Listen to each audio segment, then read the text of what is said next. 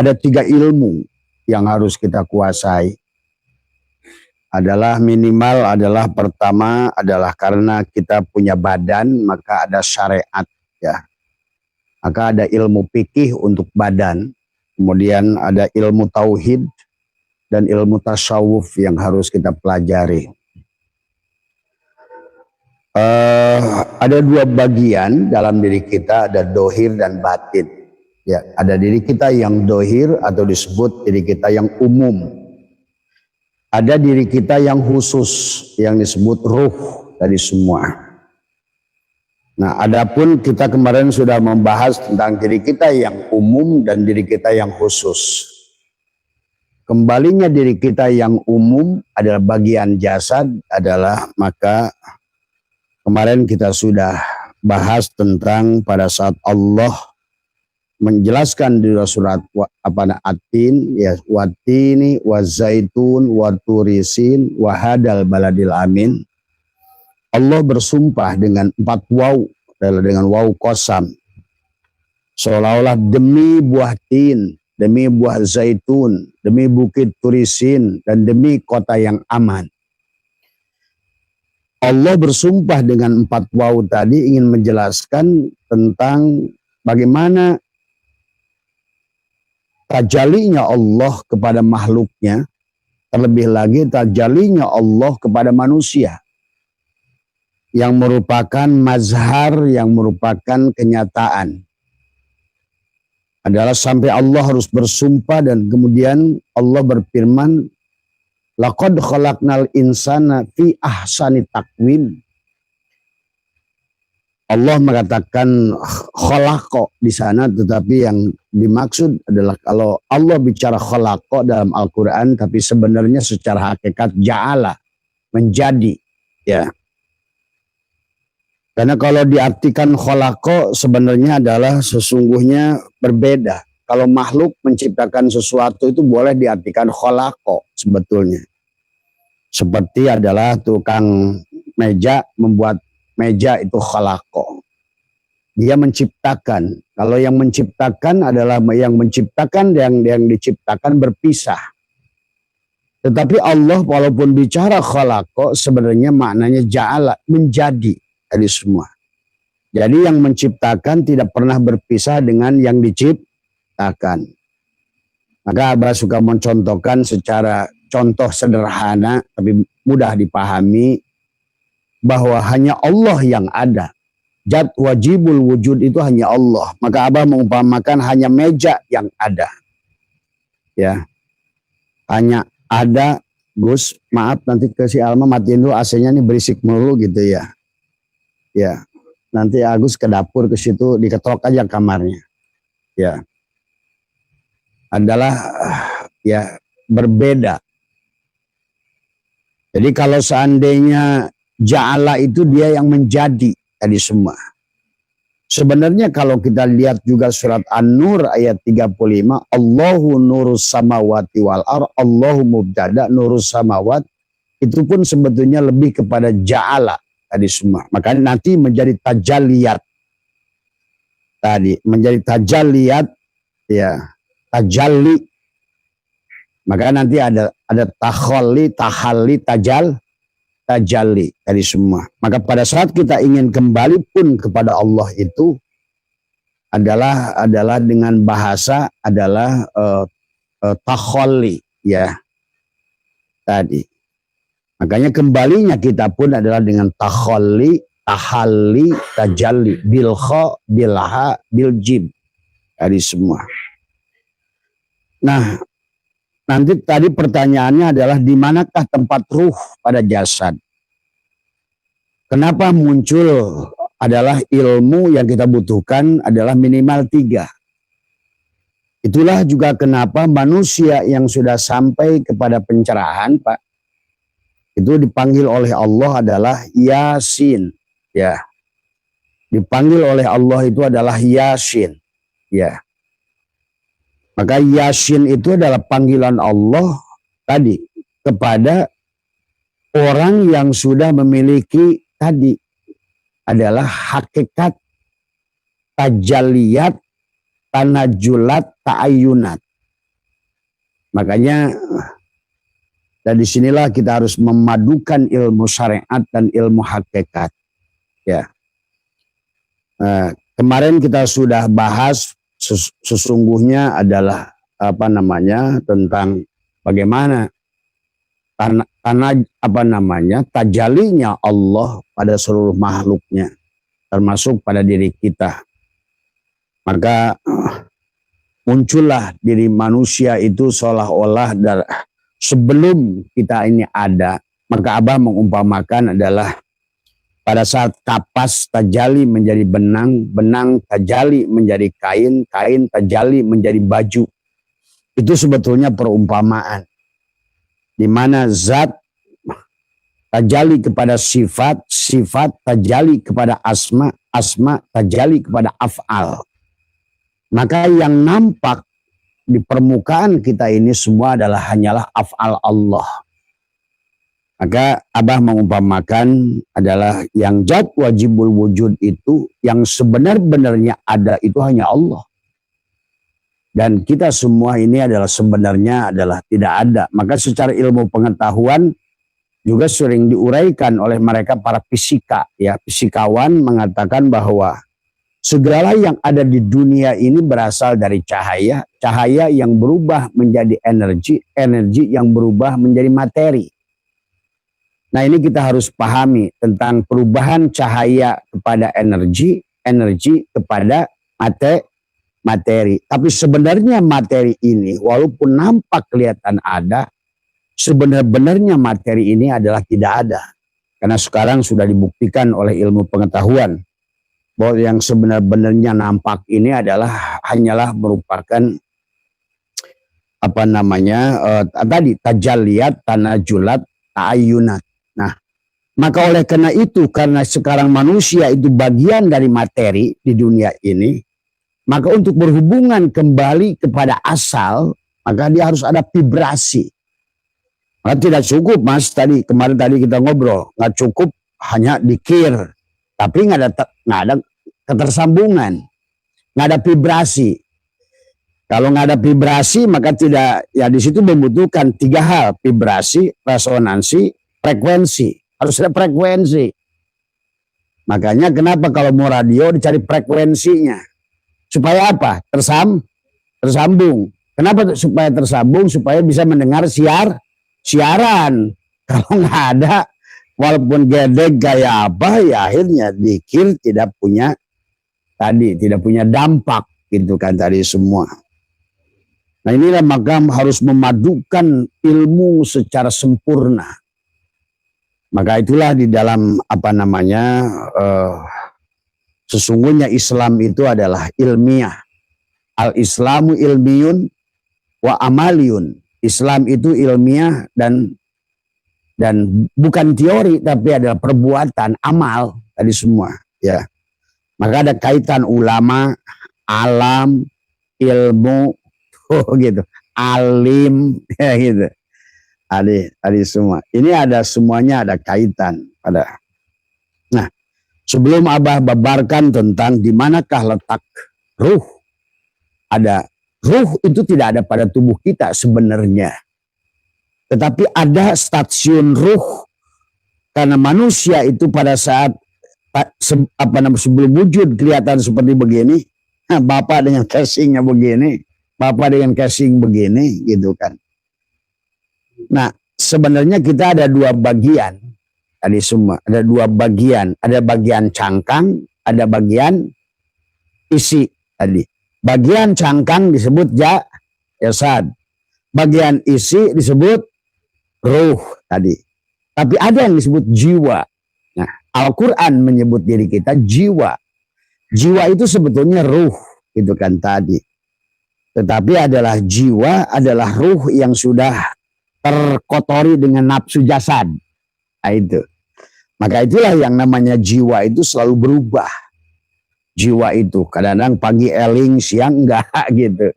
Nah, itulah maka dalam Al-Quran pun sebetulnya Allah menyampaikan wa nafsi wa masawaha palhamaha fujuraha wa taqwaha. Jadi kita ini bisa edan, bisa eling. Bisa benar, bisa salah. Maka disitulah Allah memberikan informasi kepada kita, qad aflaha man zakkaha. Qad aflaha itu kan litahqiq, sudah pasti aflaha, sudah pasti untung, pasti menang, pasti bahagia yang mensucikannya. Nah, tapi manusia sekarang ini ingin bahagia, ingin menang, ingin pulang, ingin surga, tapi tidak mau mensucikannya. Tadi. Padahal tiap hari diundang oleh tukang adan. Hayya 'alal falah. Gitu kan tadi. Hayya 'alal falah. Tapi sebelum hayya 'alal falah kan dipanggil apa? Hayya 'alas sholah. Tadi semua ya. Tadi manusia diajak sholat tapi baru usolli. Gitu. Diundangnya sholat tapi manusia baru pada tatanan usolli tadi semua. Nggak apa-apa, itu juga bagus tadi semua ya. Hayya 'alas sholah, hayya 'alal falah tadi semua ya. Nah itulah maka sesungguhnya adalah yang tentang perjalanan tadi kita adalah. Jadi kita ini supaya melakukan apapun kita tuh harus mengerti ya, mengerti apa yang harus kita lakukan. Kenapa dikir? Kenapa dikirnya la ilaha illallah tuh. Apalagi nanti pada saat kita sudah mengerti tempat ruh di jasad, setiap stasiun ruh itu adalah harus mengamalkan 4 asma Allah. Ada 4 asma yang pertama, ada 4 asma yang kedua, ada 4 asma yang ketiga. Dan jumlah asma itu ada 12. Ada 12 asma tadi semua. Nah, dari 12 asma itu adalah apa namanya seolah-olah di 3 di syariat, 3 di thariqat, 3 di hakikat, 3 di makrifat. 4 kali 3 12. Maka 3 tadi adalah sebetulnya karena manusia dibagi ada jasad, ada hati, ada jasad, ada hati, ada ruh. Maka itulah maka kenapa kita ini adalah muncullah Islam, iman, ihsan tadi semua ya.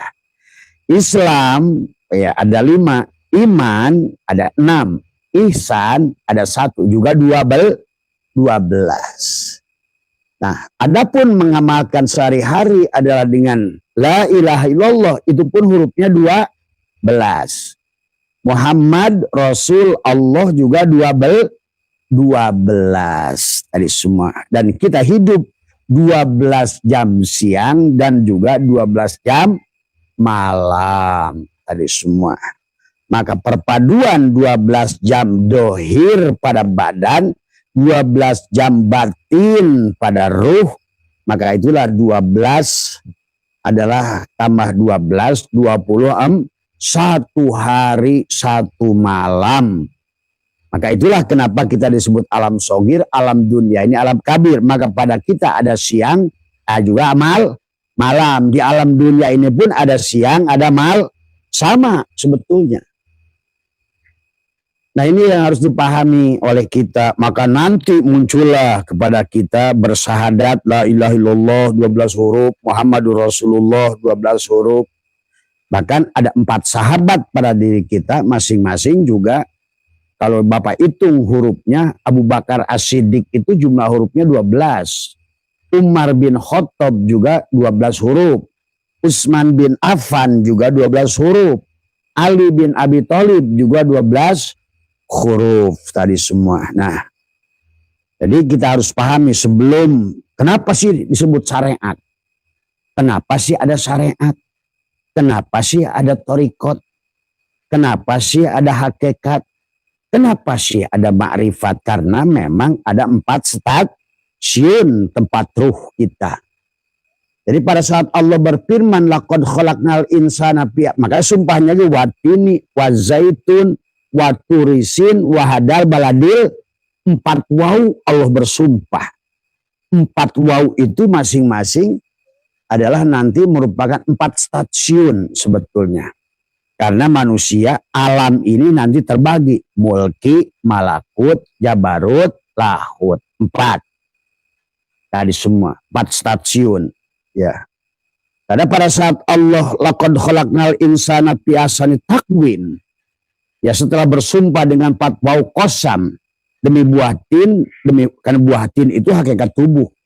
Demi buah zaitun jantung. Wa turisin kesadaran, bukit turisin. Tadi ya Musa kan sampailah di bukit Tursin. Maka ada surat Tursin, bukit kesadaran. Kalau Nabi Muhammad disebutnya adalah namanya Jabal Nur atau Jabal Sur. Tapi kalau kepada Musa disebut bukit Tursin. Dari semua ya. Di mana letaknya Tursin pada diri? Nah itu ada 4. Nah itulah maka nanti syariat adalah dengan 3 asma. Tadi semua. Torikot dengan 3 asma. Hakikat dengan 3 asma. Ma'rifat dengan 3 asma.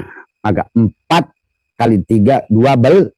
Itulah apa namanya kalau di dalam apa namanya Al-Quran itu sebetulnya adalah merupakan dikatakan adalah dalam surat pada saat Musa memukul batu, bismillahirrahmanirrahim, pakul nadrib bi asokal hajar fan fajarot min husnata asrotain.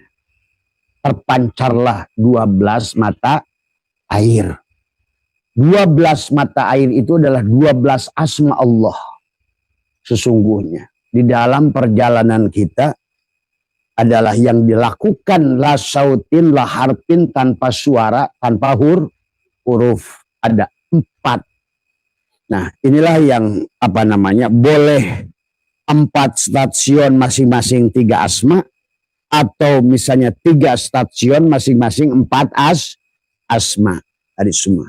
Nah kita harus tahu.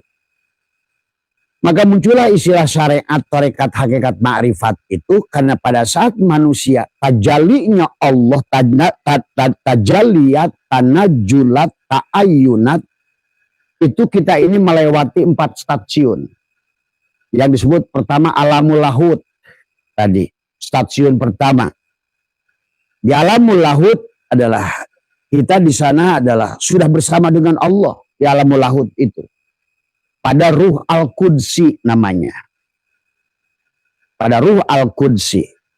Di situ ada kiswah unsuriah yang bernama Nur Muhammad.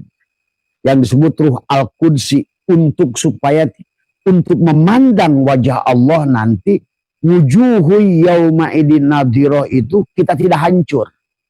Supaya kita tidak hancur di alam lahut. Maka disitulah ada hakikat Nur Muhammad. Yang menjadikan adalah penjaga dari semuanya.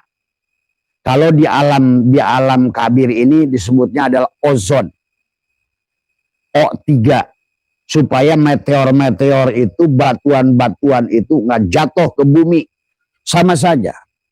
Karena kita adalah alam sogir, alam luar ini alam kabir, juga di kita pun ada kiswah unsuriah yang bernama Nur Muhammad. Di alamul lahut yang disebut kiswah unsuriahnya disebut ruh al-Qudsi. Nah di situ ada hakikat.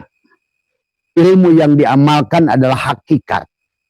Maka selalu dikatakan tidak mungkin orang itu bersyariat tanpa berhakikat. Karena hakikat itu tujuan.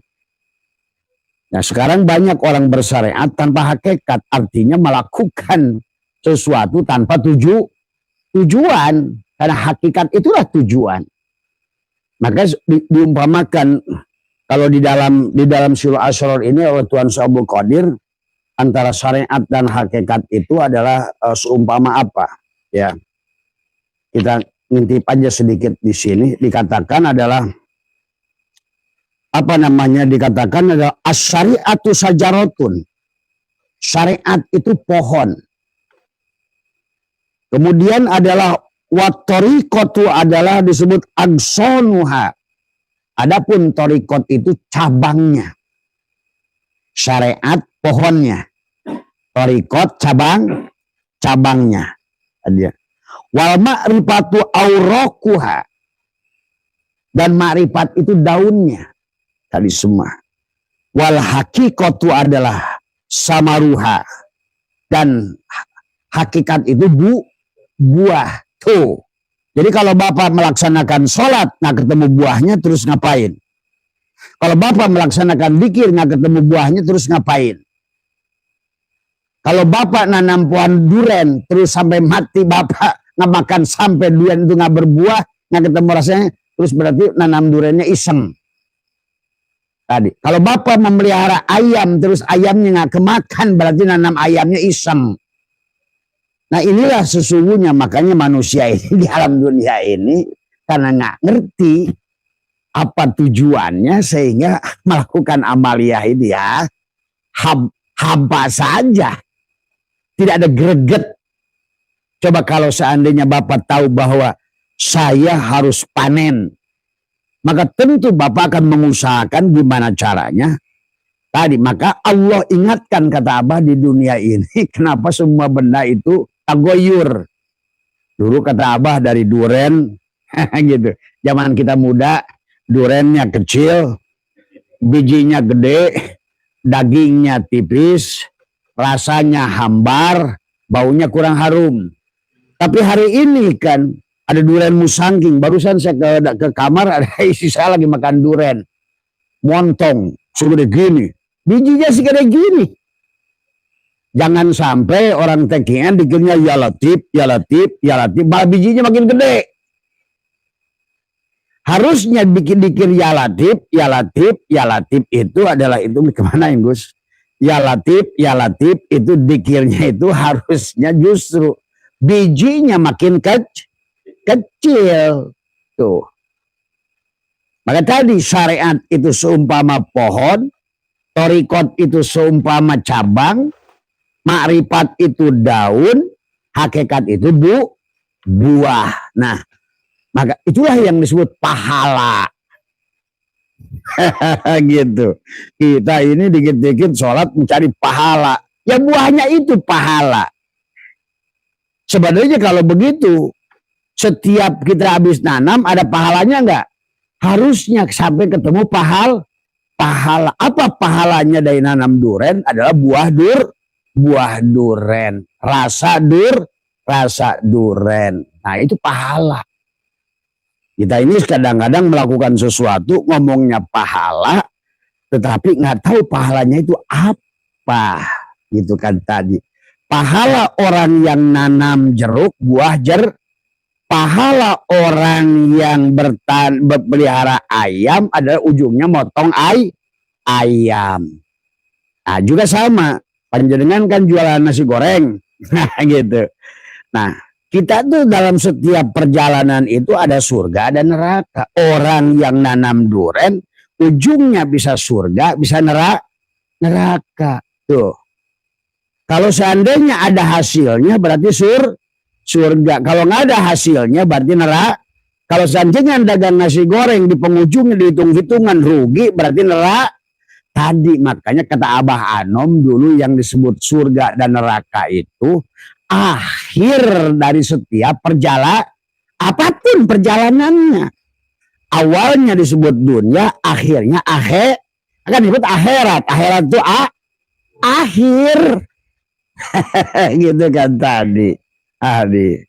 Akhirnya buat gigituan yang pemajikan cerot tuh. Kan akhirnya akhir. Maka dulu Abah Anom saya pernah nanya, Bah yang disebut akhirat itu apa? Kamu, kata Abah Anom, sekarang ambil bibit singkong sejengkal, kamu tanam. Nanti jadi banyak bibitnya, jadi 4 pohon. Tuh. Maka kata Abah, wal akhiratu khairu wa abqa. Akhir itu lebih baik dan lebih kekal. Tadi, kalau dari biji segini, sejengkal, kata Abah, nanti belum pohonnya jadi bibitnya banyak, belum daunnya bisa direbus, belum singkongnya bisa dimakan. Tuh, itulah akhirat. Cuma orang suka akhirat tuh ke sono jauh banget. Gitu. Surganya nyebrangnya terlalu jauh ke sono. Padahal ada akhirat yang dekat. Padahal akhirat yang jauh itu tergantung akhirat yang dekat tadi semua. Kalau Bapak nanam duren, ujungnya tidak ketemu buah duren, berarti itu duren murtad. Berarti Bapak dalam perjalanan Bapak nanam duren itu belum sampai kepada hakikat. Karena hakikat itu buah. Tuh. Apakah Bapak misalnya Pak Darkim tanam duren, apakah tujuannya hanya sampai, waduh saya senang pohon duren saya bagus, Pak Darkimnya mati, durennya belum berbuah. Mau begitu nggak? Kan enggak. Pasti setiap orang akan mengharapkan buah. Gimana ya caranya supaya durian saya berbuah? Nah, kepada kita pun sama. Gimana ya supaya hidup saya ini berbuah? Supaya saya ini menjadi buah yang enak. Sehingga orang itu bisa mendapat manfaat dari saya. Kan begitu. Maka di penghujungnya kata Nabi adalah khairunas anfa'um linas, itu begitu. Gimana ya caranya supaya hidup di akhir perjalanan hidup saya ini manfaat buat diri saya, manfaat buat keluarga. Maka kata Nabi tadi, yang khairunas anfa'um linas, manusia yang baik itu bermanfaat buat manusia. Khairunas anfa'um li ahlihi, bermanfaat buat keluarganya. Khairunas anfa'um lidini, berguna buat agamanya. Maka sebetulnya setiap makhluk itu melakukan perjalanan dari dunia menuju akhir. Dunia awal nanam, akhirat panen. Maka selalu di akhirat itu ada surga dan neraka. Panjenengan jualan nasi goreng, awal jualan adalah dunia, nanti sore akhirnya hitung-hitungan untung apa rugi. Kalau untung berarti akhir dari perjalanan jualan nasi goreng itu, kalau untung surga, kalau nggak untung neraka. Itulah. Maka selalu di akhirat itu ada surga dan nggak susah amat jauh-jauh ke sono. Tadi semua. Hah? Lah sebetulnya kan tadi, karena makanya ada pahala dan dosa gitu. Pahala itu untung, dosa itu rugi sebenarnya. Terlalu jauh aja orang mikirnya. Lah ini biar cerdas ngomongnya kudu bari udud. Biar cerdas.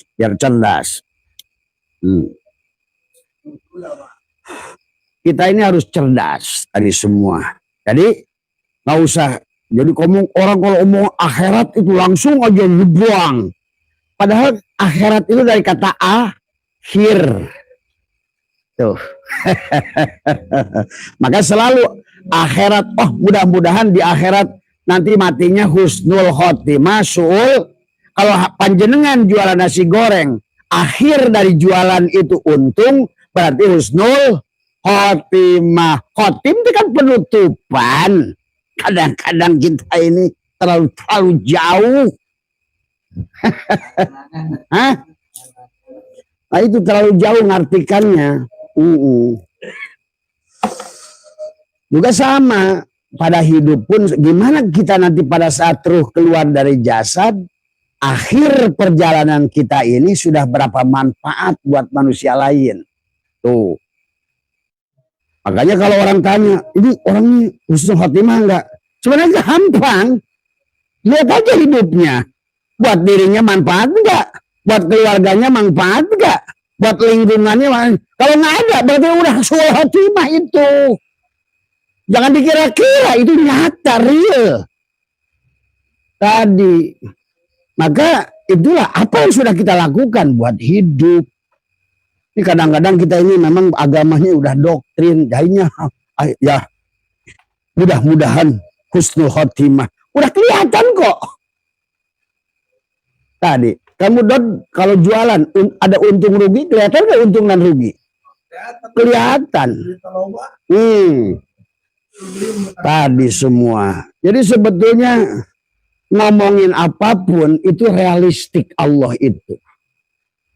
Jadi yang disebut dunia itu awal, akhirat itu akhir. Tadi semua. Maka kenapa di dalam ayat Al-Quran kata Allah, wabtagi fima ataqallahu darul akhir wala tansa nasibaka minad dunya. Tuh ya, Jadi itu ya. Jadi pahami tentang istilah. Kata Abah sih jangan terlalu suka menyeberang, tahu jauh dulu lah. Hadis semua. Itulah makanya kenapa Allah berfirman fid dunya hasanah wa fil akhirati hasanah. Makanya di dalam hikam dijelaskan oleh Syatoilah adalah dikatakan segala yang baik itu, yang baik bidayahnya akan baik nihayahnya. Yuh, tadi semua ya. Jadi pahami ya, apa tadi biar apal. Syariat apa? Pohon. Torikat cabang. Marifat daun. Hakikat buah. Tuh. Berarti sesungguhnya setiap perjalanan yang kita lakukan dalam apapun yang kita lakukan, nanam pohon apapun yang kita cari buah. Dalam melakukan perniagaan apapun yang kita cari, anggaplah kalau buah kan buah. Kalau saja dagang untung. Kan itu tuh.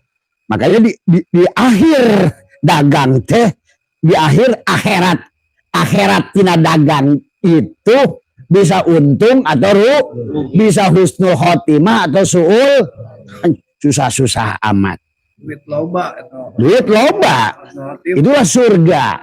Dari semua ya.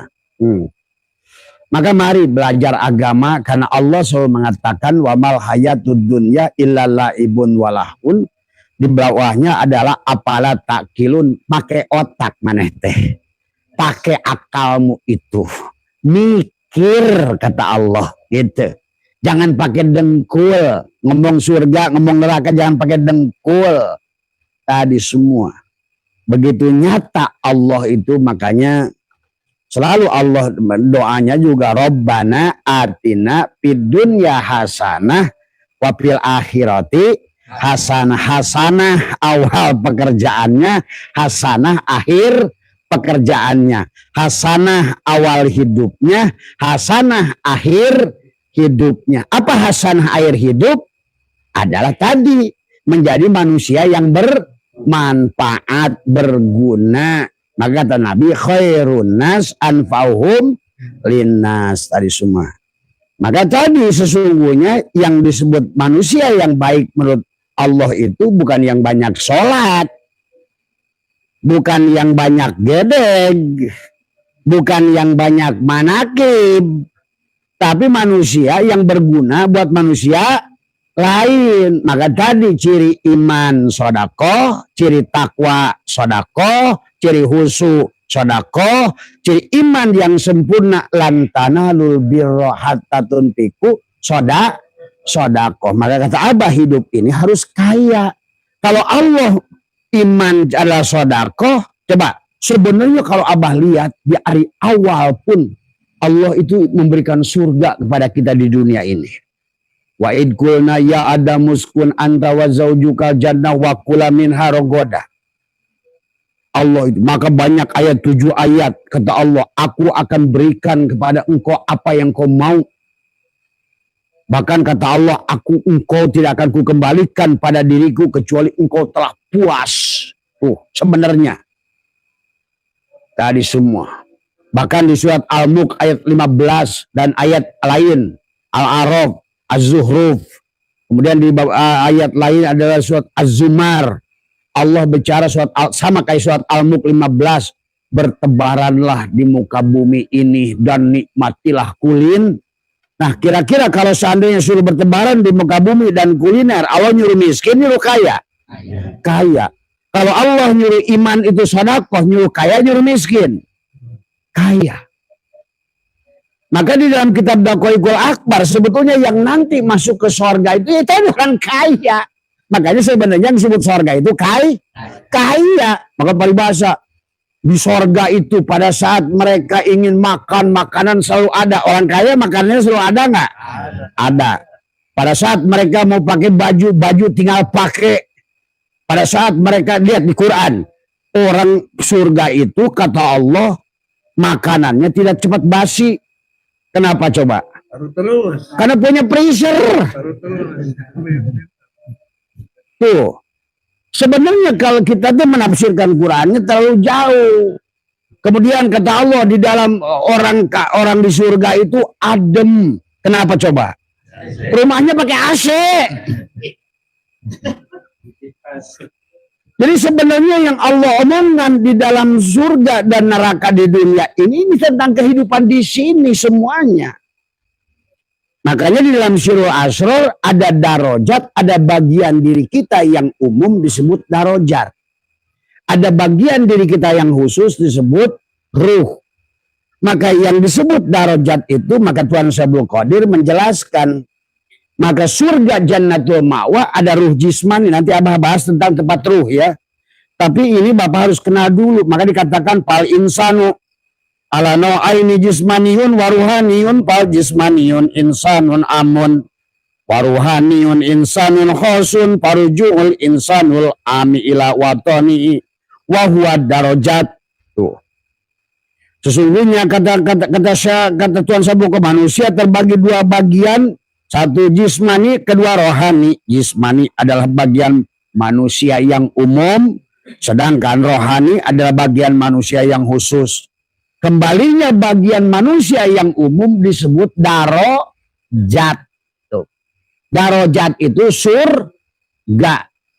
Maka disitulah nanti ada 4 stasiun.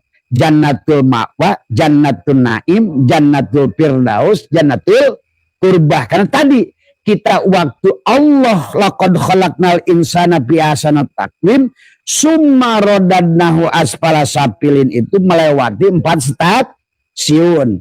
Alamul lahut dengan ruh jismani, turun ke alamul jabarut dengan ruh sultani, turun lagi ke alamul malakut dengan ruh ruhani, genjreng jadi darkim di ruh jismani tuh bedukna koskieu tuh. Maka sebelum wujud koski kayak begini itu sama aja darkim itu asalnya kapas, kemudian jadi benang, benang jadi baju, jadi apa? Jadi kain jadi nah ini yang kelihatan ini baju ini gitu. Asalnya zat turun ke sifat, turun ke asma, turun ke af'al. Nah ini maka yang sekarang yang kelihatan dari gerak makhluk ini gerak darkim, gerak bapak af'al. Apakah af'al darkim apa af'al Allah? Af'al Allah, betul. Karena darkim itu tajaliyat, tanajulat. Tuh.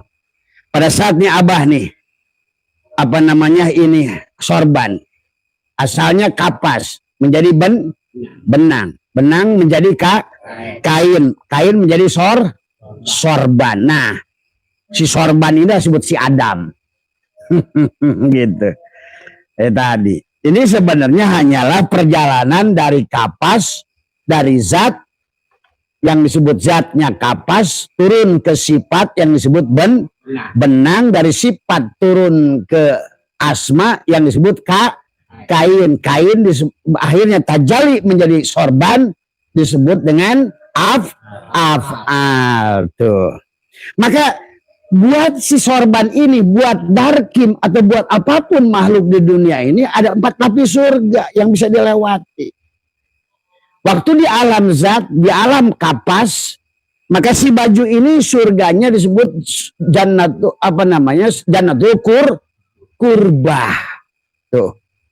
Ruhnya ruh al-qudsi itu di alam kudus, di alamul lahut kalau manusia.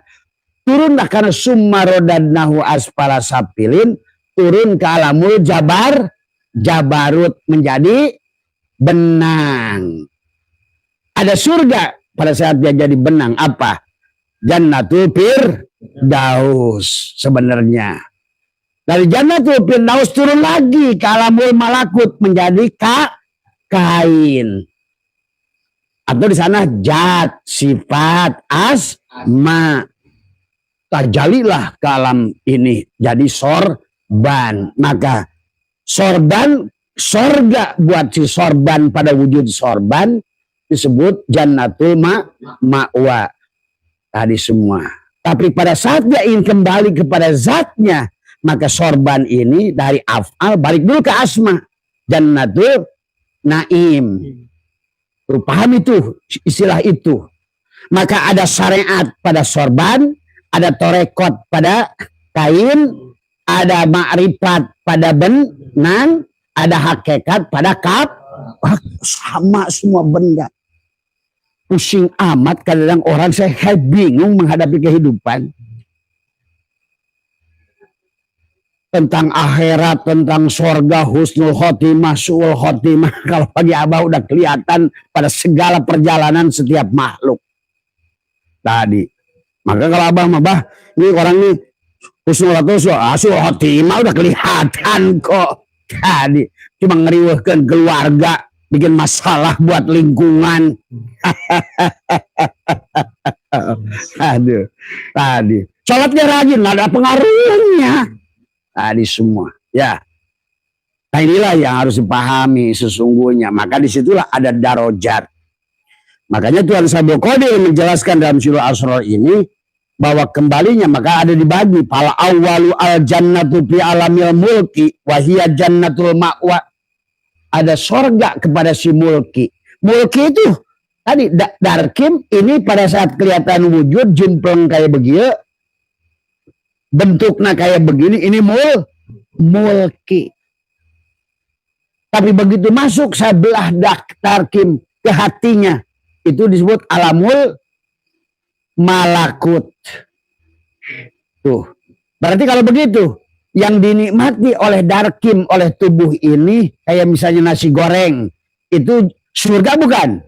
Surga untuk ya ke hati berarti hayangnya nasi goreng mah. Kenikmatannya itu buat jasad apa? Buat perut, butun, kenyang. Buat bawah, base. Itu. Tadi. Buat pantat, kursi. Buat kepala, bantal. Tuh. Buat lengan, jabat.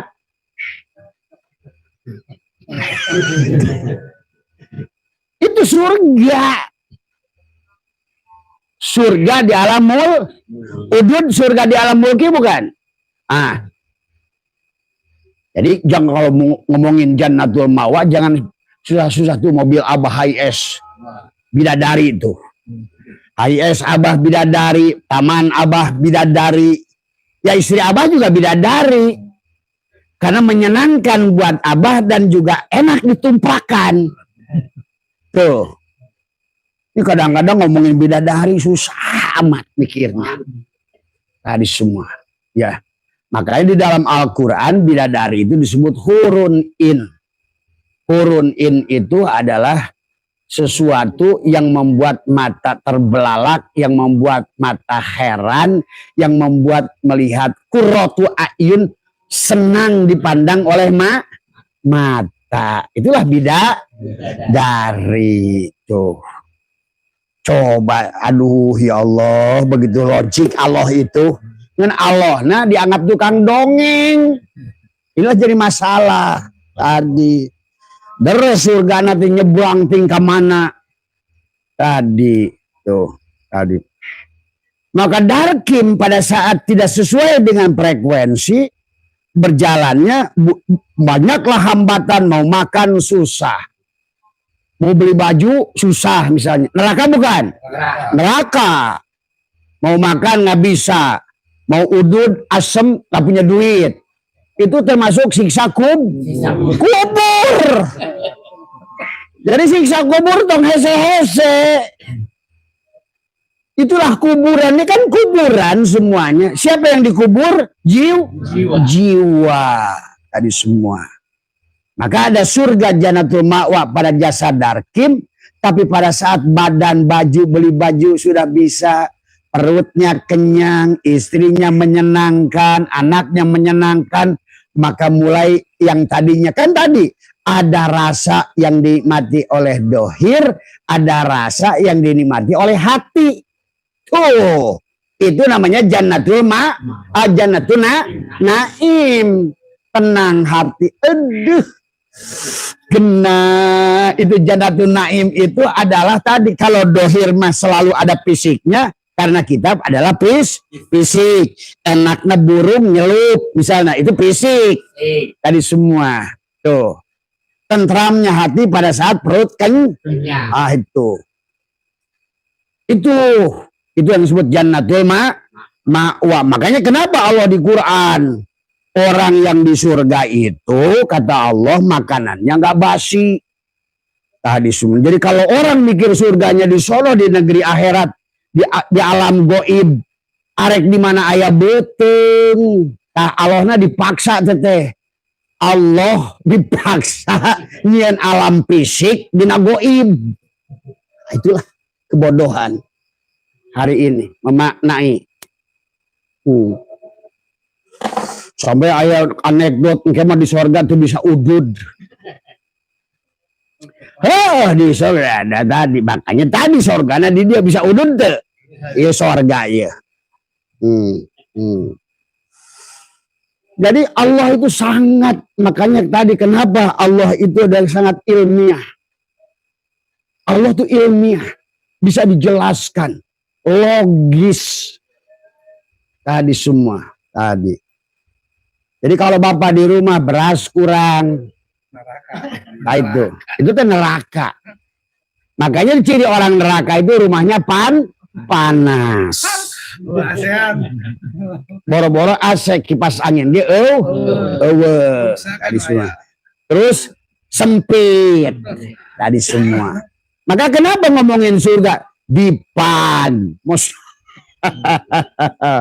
Kan Allah nyebutkan jannatin tajri min tahtiha al-anharu khalidina fiha. Tadi curcor cai di surga nih. Surga. Semua. Maka Allah nyebutnya juga jannah. Tadi semua.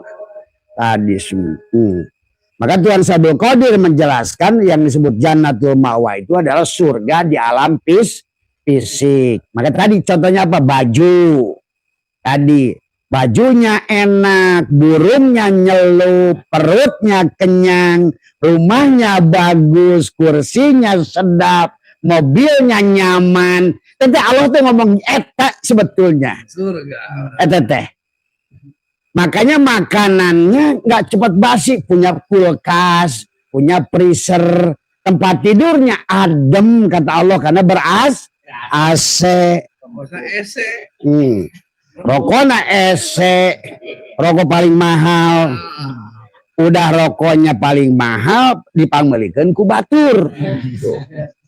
Maka coba Abah imah sahektar, mobilnya HS, duitnya euro, dolar aya, miliaran. Misalnya, jalan-jalan, tiket balik ke sana, surga lain. Surga. Makanya Allah nyebutkan lagi wasari'u ila magfiratim mir rabbikum wa jannatin arduhas samawati wal ar. Yang seluas langit dan bumi di mana pada Rekim? Kalau udah kaya, tidak ada lagi tempat yang membuat dia tidak senang. Maka tadi saya sama Mas Budi itu jalan aja menikmati surga, ke Bali, ke Lombok, kemana. Walaupun nanti kalau sudah masuk dari jannatul ma'wa, surga di fisik, masuk ke tentraman hati. Lihat anak baik, tuh hati kan tentram. Hati-hati banyak orang yang sudah punya jannatul ma'wa, rumahnya besar, kursinya bagus, mobilnya bagus, tapi anaknya bohong. Istrinya bohong. Hatinya gelisah kan, Don? Makanya tadi, kenapa kata Allah dalam penduduk neraka itu kasurnya dari api? Tuh. Kasurnya dari api, kemudian selimutnya dari api, bantalnya dari api, minumnya adalah air tim. Itu kan siloka Allah. Walaupun bapak ini dalam keadaan kaya, apalagi miskin.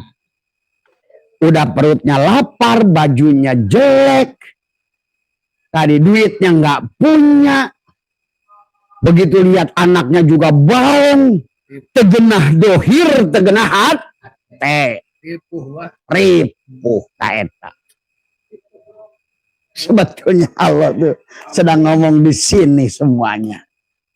Ripuh sebetulnya. Makanya di sinilah Tuan Syekh Qadir menjelaskan tentang jannatul ma'wah. Maka dikatakan apa namanya? Fal awwalu ada al jannatu fi alamil mulki wa hiya jannatul ma'wah. Jadi surga di alam mulki. Nah ini dunia ini alam mulki. Berarti yang bidadarinya apa?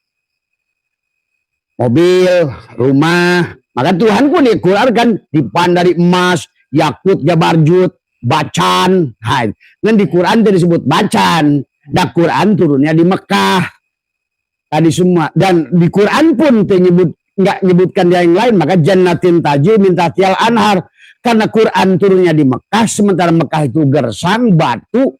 Maka diiming-imingi itu orang Arab itu ke surga. Aduh mengalir air sungai. Ya ini orang mah udah sungai loba, tetanggalan loba.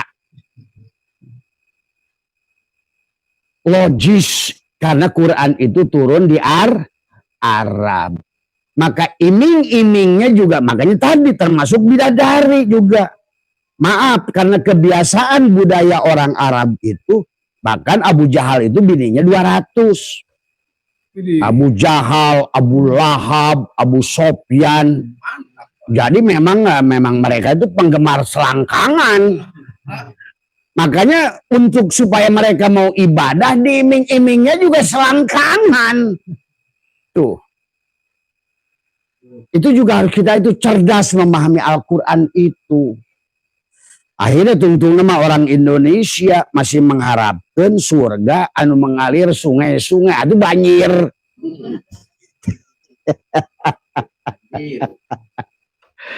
Inilah makanya Tuan Syekh Qadir menjelaskan lagi apa yang disebut alam mulki adalah wasani ya adalah al jannatu fi alam yang malakut wahya jannatun naim. Enak hati. Nggak apa-apa Bapak nggak punya jannatul ma'wa, rumah yang penting cukup. Kan sebetulnya kalau hati udah bahagia, rumah kecil nyaman nggak? Nyaman. Tuh disitulah nggak mesti bahwa kita ini harus kaya. Sebenarnya asal hati kaya. Disinilah Allah memberikan contoh kepada kita dua orang manusia mulia, satu Nabi Muhammad, satu Nabi Sulaiman. Nabi Muhammad itu secara fisik nggak punya apa-apa, maka sering perutnya diganjal dengan batu, tapi hatinya bahagia. Maka pada saat hati bahagia, apapun yang kita punya, walaupun sedikit, tenang. Tuh, ingat itu. Tuh. Tapi banyak orang yang punya harta di dunia itu, tapi hatinya nggak tentram, dia di rumah yang gede pun nggak betah. Gelisah. Tadi kata Allah, orang yang dalam neraka itu sendalnya api. Orang yang sedang gelisah kan, tadi saling bermusuhan, istri menuduh istri menuduh suami, kamu punya bini lagi ya, itu istri di rumah itu neraka terus. Sendal ke pasar kayak api. Apalagi begitu lihat suaminya sedang di mobil bersama perempuan, jadi api itu sendal. Begitu pulang ke rumahnya walaupun mewah, kasurnya empuk. Dari neraka tuh kasur. Jadi enggak jaminan jannatul ma'wa itu membuat hati bahagia. Memang yang sempurna, dohirnya indah, menyenangkan, mengenyangkan, hatinya juga bahagia. Itu yang disebutkan Jannatun Naim itu adalah kebahagiaan pada hati. Kebahagiaan tingkat syariat adalah jasad. Kebahagiaan tingkat torikot adalah hati atau jannatun. Itulah kita tubuh harus bersyariat tanpa syirik. Hati harus bertorikot.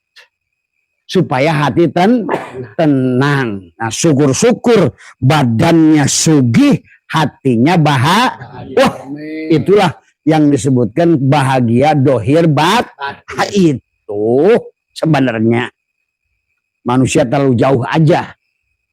Akhirnya nunggu-nunggu sesuatu anu eueuh Kita lahir dulu di dunia itu jadi emek. Nah, itulah bahaya. Tadi semua. Nah, kemudian apalagi kata beliau, apalagi yang ke surga yang ketiga adalah wasalisu al jannatu fi alamul jabarut wahya jannatul firdaus. Itu kalau seandainya kesenangan jasad disebut jannatul ma'wa, kesenangan hati disebut jannatul naim, ketentraman hati, damai, anak indah, walaupun rumah nggak bagus. Saya menemukan ada orang rumahnya kecil tapi dia bahagia. Bahkan orang yang walaupun dia tidurnya di meja dari bambu, komo bari bambu nanti bolong, dihanap nanti ayak mek kerbudak, tadi ngaki nyol. Ya talupuh ngenah amat cenah. Indah saja itu. Kalau hatinya jadi sebenarnya kalau seandainya manusia itu sudah bersama Allah wujuhu yauma idin nadhirah di alam tadi zat dan di surga jannatul qurbah atau surga di alam mulahut yang disebut jannatul qurbah. Apa surganya? Wujuhu yauma idin nadhirah. Nah, seperti hari ini yang Abah rasakan. Bagi Abah sebenarnya kata Abah, dunia ini semua udah nggak ada pengaruh. Nggak ada pengaruh. Maka kenapa Abah selalu ingin mati setiap hari? Selalu ingin pulang. Tadi. Makanya cek Abah heran, orang udah belangsak, rumahnya ngontrak, bengek lagi, utang banyak, tapi tetap bertahan nggak mau pulang. Saya bingung saya. Bingung saya. Masih minta Bah doakan seumur panjang. Aduh. Berarti ada orang yang menikmati penjara ya. Ada orang yang menikmati neraka.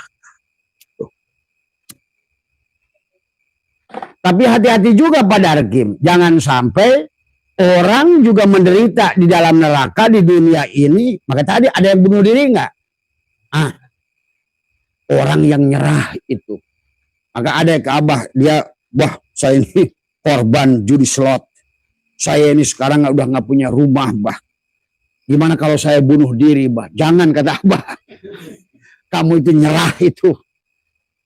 Kalau udah kayak Abah, duit banyak, rumah bagus, semua udah, keliling dunia udah. Allah, ya Allah, nggak ada lagi tempat yang indah di dunia ini. Saya mau pulang aja. Itu boleh. Maka Abah tuh merindukan pulang. Nggak ada lagi yang Abah dambakan di dunia ini. Perempuan enggak, mobil enggak, duit enggak, apapun enggak. Nanti Pak, pada saat Bapak sudah di surga di situ, sesungguhnya padamlah semuanya ini. Pada saat surganya memandang wajah Allah, dunia ini hilang. Keindahannya hilang.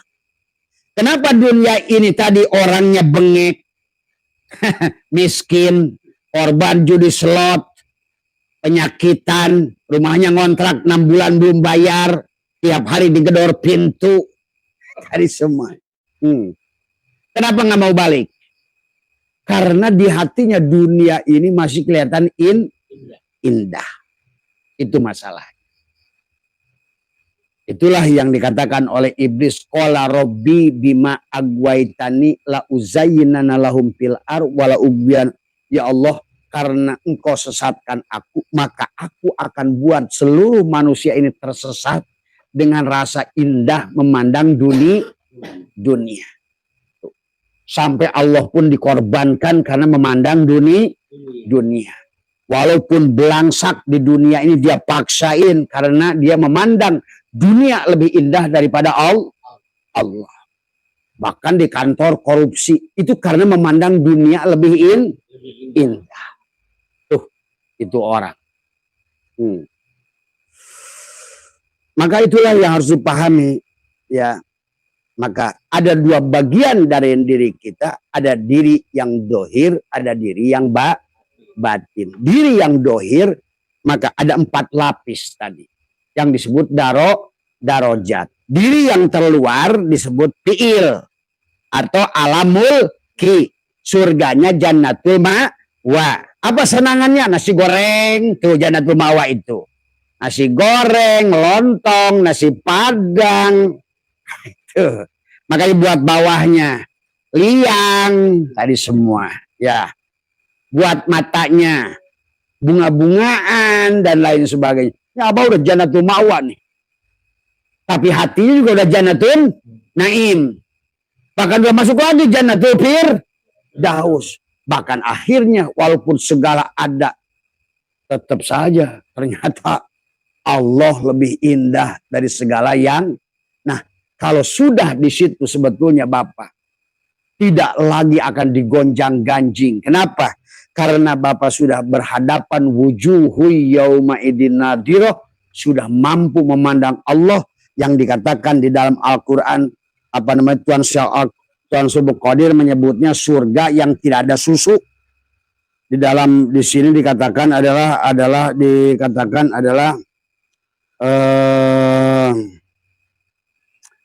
apa namanya di sini adalah kata Anallaha jannatun la fiha hurun wala kusurun wala asalun wala labanun bal'an yanduru ila wajhillahi ta'ala. Surga yang tidak ada bidadari, yang tidak ada istana, yang tidak ada madu, yang tidak ada susu. Itulah surga memandang wajah Allah. Pada saat Padarkim di sini walaupun miskinnya kayak apa, pada saat Bapak sudah memandang wajah Allah, Bapak akan merasakan manusia paling kaya di dunia ini. Walaupun tanpa memiliki apa. Tuh. Itulah sesungguhnya tujuan perjalanan manusia. Maka dicontohkan dua manusia. Nabi Sulaiman punya 2/3 dunia. Nabi Muhammad tidak punya apa-apa. Tapi dikisahkan, dijelaskan oleh Imam Sibawai, dua manusia yang memiliki kebahagiaan yang berbeda. Satu, Nabi Sulaiman dengan kebahagiaan dengan ruh jismani. Kebahagiaan alam dohir. Tadi semua. Tapi Nabi Muhammad kebahagiaan alam batin. Paham itu? Silakan mau pilih dua, mau gabungkan Sulaiman dan Muhammad. Nah, kalau apa gabungkan dua-duanya. Sempurna. Makanya di dalam kitab Al-Fathur Rabbani wal Faidur Rahmani ada 4 kelompok manusia. Ada manusia punya dunia dan punya akhirat, tapi tidak tertipu dengan dunia. Ada manusia punya dunia, punya akhirat. Ada manusia punya dunia tapi tidak punya akhirat. Artinya itu nerjemahkannya begini. Ada orang punya dunia tapi tidak punya akhirat. Artinya dia di dunia itu kayak mobilnya bagus. Banyak gak orang sekarang rumahnya bagus tapi hatinya menangis? Banyak. Itulah maksudnya orang yang tidak punya dunia tapi tidak punya akhirat. Ini akhiratnya bisa lagi terus lagi.